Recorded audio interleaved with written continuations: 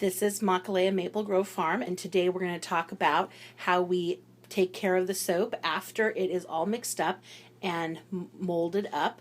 So here we have some soap that's been curing for about 24 hours. It's covered with a towel to help slow the drying process so it dries nice and evenly and becomes a beautiful square of soap. We have right here some of our goat's milk, oat, and honey soap that has been curing for about 24 hours. We're going to simply turn it out of the mold.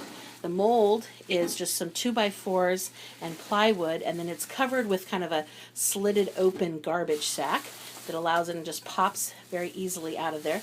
You can see Pesa dealing with the garbage bag there, and you can see how the mold looks. You can make the mold to any size you want. Because we end up with kind of rounded edges, we make our soap a little bit bigger to accommodate the fact that we'll cut off the edges. This soap will cure for another 24 hours here on the counter, and then it will be hard enough to cut without damaging each of the bars or creating chunks that break off. So this is a cedar and saffron fragranced goat's milk, oat, and honey soap. We have our tallow soap curing here in the middle. And on the end here, we have some cinnamon sugar soap that has cured another 24 hours. And so 48 hours altogether, and Pesa is going to start cutting it. Our bars are 3 inches by 4 inches and about 1.25 to 1.5 inches thick. So Pesa just uses a ruler here to notch out each of the bars.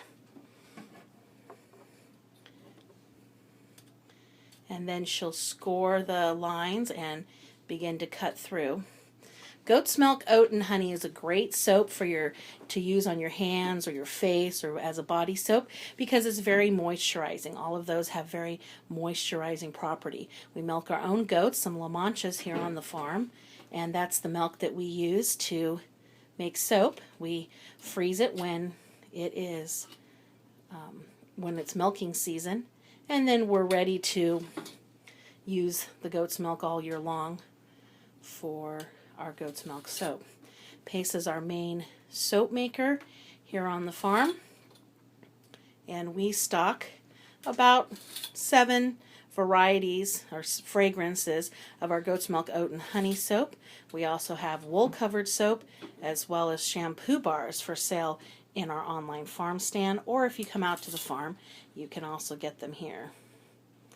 Once our soap is all cut into the bars, we have a simple paper wrapping that is attached, and then the soap is ready for sale. We started making this soap for our own use and loved it so much that we began selling soap. So now you can see Pesa has the entire design scored, and she's going to begin cutting each of the bars.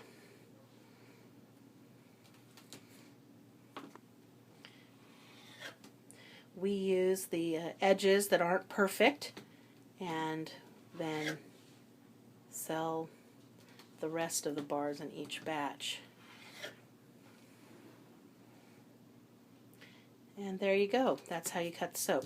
By letting it cure about 48 hours or a little bit longer, you'll end up with soap that's soft enough to cut but doesn't crumble on the edges when you cut it. Each soap needs a different amount of curing time, but you need it to be that nice and firm but yet soft enough to cut texture.